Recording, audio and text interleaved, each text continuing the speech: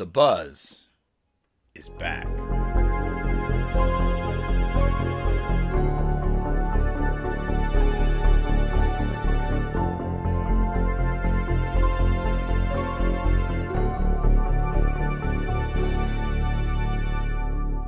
What's up, guys? It's Nick at the Lost River Driving, and I'm coming at you tonight to give you my updated Texas Chainsaw Massacre franchise re-ranking. At this point, we've all seen Texas Chainsaw Massacre 2022. Some of us have seen it multiple times, but we've had enough time to marinate on it and know where we would place it in our rankings. So without further ado, let's get right into it. Coming in at number 9 is going to be Texas Chainsaw Massacre: The Next Generation. Look, this movie is totally batshit and wild, and I respect the hell out of people that just have a love and a fondness for this movie. For me, it just doesn't do it for me. I find it boring. There's like no carnage.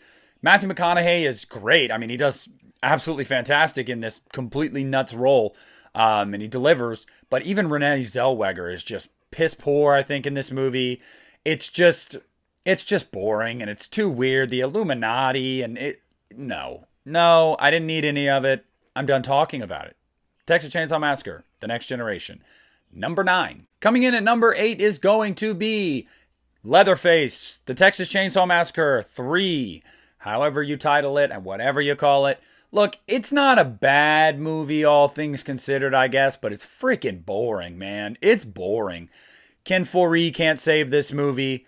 I don't like the look of Leatherface. I think that the movie just looks and feels weird. It feels half-assed. It doesn't really seem like it's very inspired. It's just, let's get a sequel out to part 2, even though I didn't see a huge need for this ever being a franchise in the first place. And there was a lot of behind-the-scenes drama with this movie, and it just really shows. It seems very uninspired. It's just not very good. It's not atrocious to the point where you're just like, oh my God, this is awful, but it's just so boring. And I just feel like that's unforgivable. It's got a nice aesthetic, it's got some cool kills. But it's just Viggo Mortensen, does well in the movie, but I just can't get behind it. It's boring. So number 8, coming in at number 7 is going to be Texas Chainsaw 3D. And before people come at me about, well, this movie's so fun and it's lighthearted, it doesn't take itself seriously, you're absolutely right.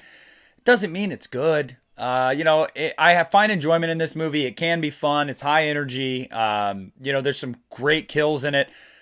On the flip side, there's some awful CGI PlayStation 2 level kills.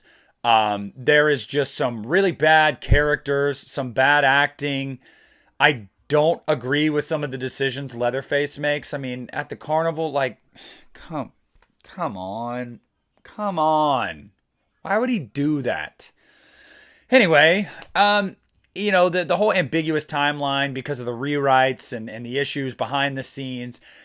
There's some really bad dialogue. Look, it's fun for what it is, but it's just not very good. So I've got to slide it in at number 7 on my ranking.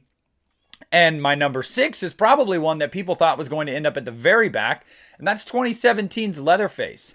I feel like this movie gets unjustly hated on in a lot of ways.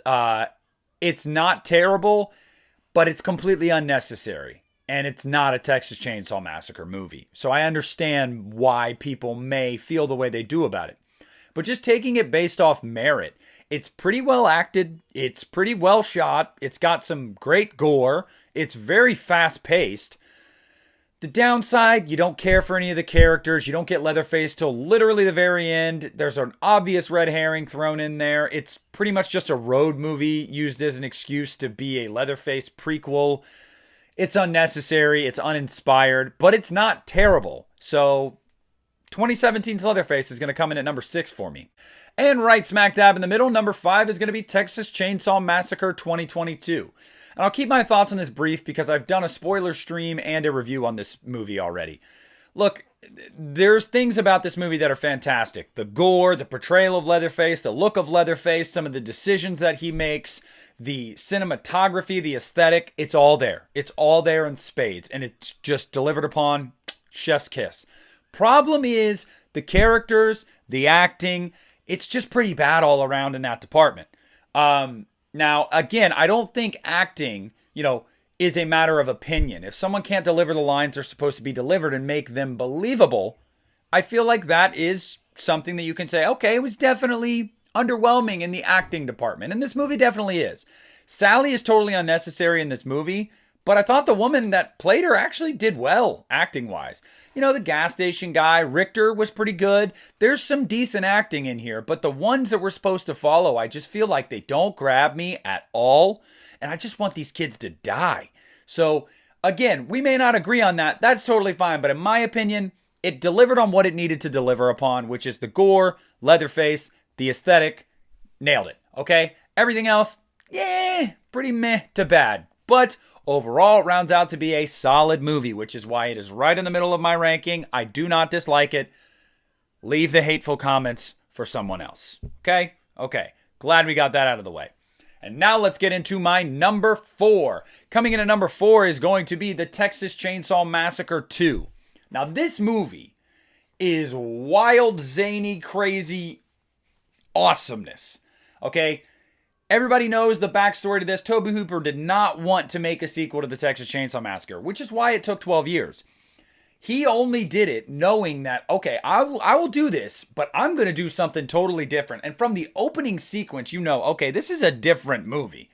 But my God, is it fun. I mean, Chop Top is amazing. I love Stretch. I really like Leatherface in this movie. I love the entire family. You know, the chili cook-off, all of it. It's so goofy. And I love it. I just absolutely adore this movie for all of those elements.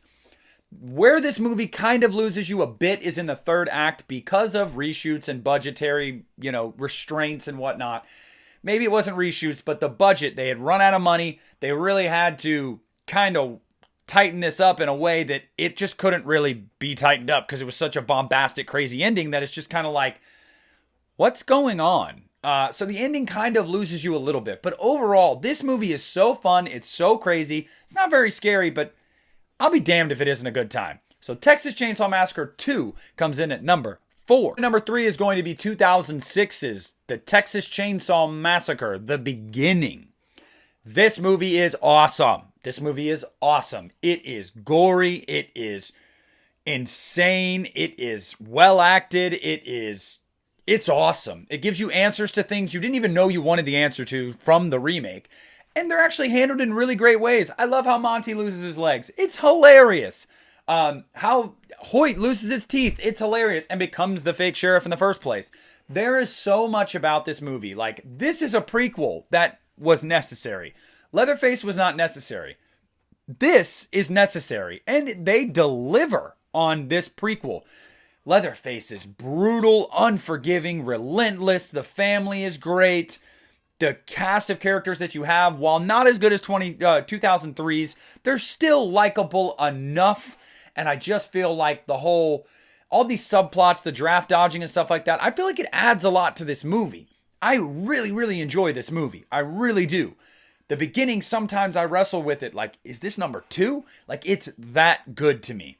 So the Texas Chainsaw Massacre, The Beginning, comes in at number 3. And in what is going to come as a shock to a lot of people, and again, it's just my opinion, coming in at number 2 is going to be 1974's The Texas Chainsaw Massacre. So you already know what's coming next, but let's talk about this really quick. That is not to disparage this movie. That is not to say that this movie fails in any way, because it doesn't. It is a classic. It is a masterpiece. It is Tobe Hooper's best film. Yes, I will say that. It is so important to the horror genre and really the slasher subgenre in general. It is so manic. It is so unforgiving and dirty and yes, just yes. Everything that you could want from that title is delivered upon in this movie. It's a classic. It is absolutely a classic. However, there's just one that I enjoy a little bit more. I can't really say much more about the original that hasn't already been said. Coming in at number 1 is 2003's The Texas Chainsaw Massacre. This is one of my first horror memories. I saw this when it first came out. I was 9 years old. Scared the crap out of me. I just absolutely watched this DVD over and over and over at my buddy's house when we were growing up. We watched it all the time. We loved this movie. I think the cast is fantastic. Arlie Ermey, Jessica Biel, Andrew Broniarski as Leatherface. They deliver everywhere. The family is so gross and like repulsive, but you also feel their plight a little bit. You know, it's all about family. It's all about self-preservation, basically. You don't sympathize, but you kind of understand what they're talking about. There's just so much about this movie that they just absolutely nailed. Leatherface is your villain, but for half the movie, it seems like Hoyt is your villain, and he's a freaking great villain. Andrew Broniarski is my favorite Leatherface. I think he brings the imposing physical nature and just relentlessness, no emotion, all of it. He's so, so good. The cinematography, the aesthetic, it is beautiful. I'll never understand how Marcus Nispel could make this movie that I love so much and then make Friday the 13th reboot that I just do not care for, because they feel and look like two totally different movies.